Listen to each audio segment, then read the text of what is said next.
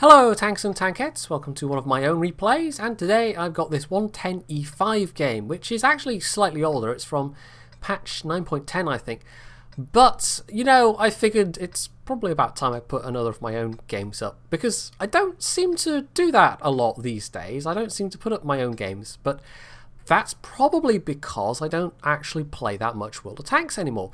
I do still play a couple of times a week, but of course, when you're playing World of Tanks, well, the more regularly you play, the more kind of consistently good you'll be, just through practice.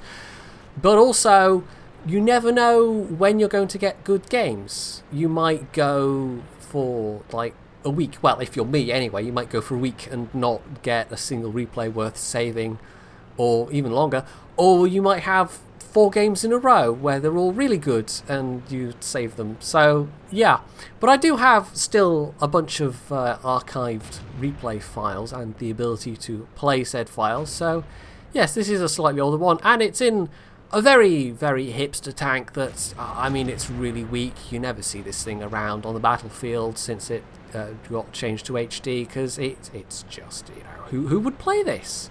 It's not like it's got really good frontal protection or really good firepower or really good mobility, or it's just badly in need of buffing, and I can't keep that up. Anyway, yeah, it's a 110E5, so with this matchmaking you'd have to face plant even pretty hard to actually throw this away. I mean, if the enemy team was just flat out better, then okay, that also could be a way in which we lose. And the enemy team does have a 110E5 platoon, but they're not going to turn out to be particularly good. Now, I'm in a platoon myself with Klingensberg there in the mouse, and that's possibly a slightly unusual sight. You might think, mouse platoon? Surely I would have jumped at the chance to bring out my mouse as well. And sometimes I do, actually, when I'm playing with Klingensberg. But in this particular circumstance, I decided I was going to take out the E5. And as you can see, matchmaking was exceptionally kind to us. Although there is an auto-loading backchat arty, and that's probably my biggest worry. Of course, on this map, well, you can also get just overrun. But I've got enough allies behind me, and of course Klingensberg is there as well, that actually this is a fairly comfortable situation. I can keep these enemies to my front with my strongest armour. And much like the mouse, I mean, the easiest way to overcome an E5 is just to mob it, just to drive around. If you're letting someone in an E5 only ever keep their frontal armour to you and just control the situation, then you're probably going to be struggling a bit to make any headway, and most especially if they're in a position to hide their lower front plate. Now that wasn't really the case here. Me and this enemy E5, and I think one of the the other E5's already down. Basically we've got shots at each other's lower front plate, except I think I had better shots given the terrain. However, we're just kind of trading fire here, and he does pen me once, but that's going to be the only one he gets. And as you can see, he just keeps coming forward. In fact, he now tries a completely risky manoeuvre, which does not pay off at all. So he's now a one-shot, and I've taken most of his health for only taking 1 hit of my own. So, yeah, this is, I mean, it's this firepower, plus this mobility, plus this armour. I can't really think of any other top-tier heavy in the game that is quite so good an all-rounder. I mean, possibly the IS-7, except the IS-7's gun is nowhere near this reliable. And while the IS-4 does also have a very good gun, it's a lot easier to hurt an IS-4 frontally. So we have basically pinned down the 9-0 line. We've got that under control, but we've lost the middle area, and that T-62A in particular was a bit of a concern. However, he's not going to be that much trouble as it turns out. I figured he might push up and try and hit me from a distance, but no, he actually, as you can see, is going back towards the middle area. So I'm free to just completely concentrate on that rather cheeky 1390. The T95E2, and there's a rare sight, actually also tried to put a heat shell into me. But I can't blame him because his regular AP would not have been anything like sufficient, not for my frontal armour. So 1390's down, and even though we're only one tank ahead on kills, it really looks like we've got control at this point. We've got an E100 who went along the beach and is now, well, he's probably not been that effective, but he's now putting on pressure, so he'll be distracting some of their tanks.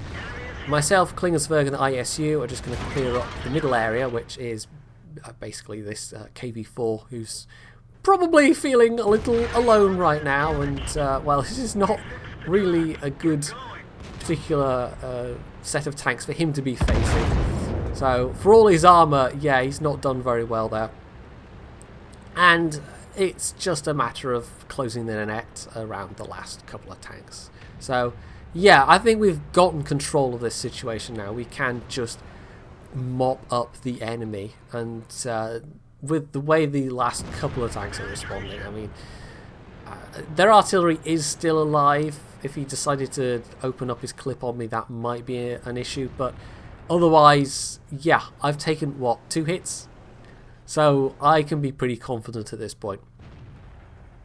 Now, I was waggling my reticle a bit all over the place there, and that's because I was trying to drive forwards, and it turns out you can't drive over those things. They are, in fact, solid wrecks, like the tank wrecks that you find dotted on some maps. So that's why that was. It was like, oh, I'm not driving forward. Why aren't I driving forward? Oh yeah, okay. That'll be why then. So, of the last remaining couple of tanks, well, ISU got a good hit in, and he gets demolished by everything else that's around me. And as the last 2 remaining enemies were on the beach, well, I took a chance that they were trying to defend their own cap. Normally I don't go down to the beach on this map, but if this is where the last 2 enemies were spotted, then it's a good bet that they are down here somewhere still. And I'm being a little bit cautious here because there are 2 of them and I don't want to get mobbed. So there's a possibility they've gone north towards our cap, but I figured surely they've gone to defend their own cap. Surely? And initially I do go north, but as you can see I change my mind and turn around south. So, the question is, will I get a shot at them? Well, there's the enemy artillery, but no sign of these tanks. And I think that's Klingersberg that put in that shot there. So, he doesn't quite get the kill, but it means this guy is now definitely a one-shot for me.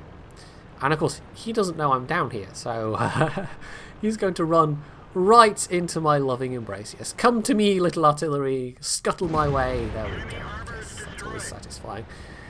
Now, if I could get one more kill, that would be a nice brothers in arms, but it turns out the enemy remaining medium tanks did actually go north. So, RIP me, I'm not going to get to shoot at anything else. However, I've had a pretty decent damage result in this one, over 5k damage done, and I've only taken a couple of hits myself. So, yeah, although the enemy E5 platoon could have been dangerous, as it turned out they weren't so much, and it's one of those situations where you can look back at it and think, yeah, I would have had to really like muck it up. I would have had to do very badly in order to throw this away.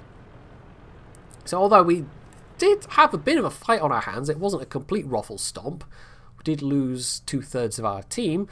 It was just all over a nice result, and it kind of shows why the E5 is maybe a little bit overpowered, just a little bit, because it doesn't have any serious drawbacks.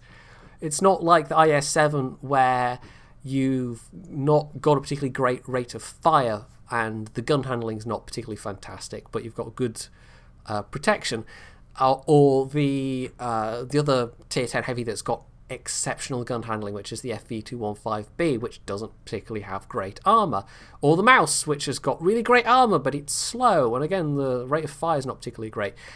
The E5 just has all of the good stuff, and so yeah, that kind of makes it a bit too good. But sometimes it's fun to play the overpowered tanks, maybe just a little bit, but don't tell anyone I said that. Anyway, so hopefully you've enjoyed this though, and hopefully I can get some more up-to-date tanks replays. Of course, I'm playing on NA, so you might even see some mid-tiered ones, although honestly, I've played... I'm over halfway to the KV4 now, through the KV3, and I still really haven't had any KV3 games on NA worth writing home about, but you never know, it might happen. But hopefully you've enjoyed this one, and if you have, you can hit the like button, you can leave any comments below, you can subscribe to my channel if you haven't already, and as always, stay tuned for more.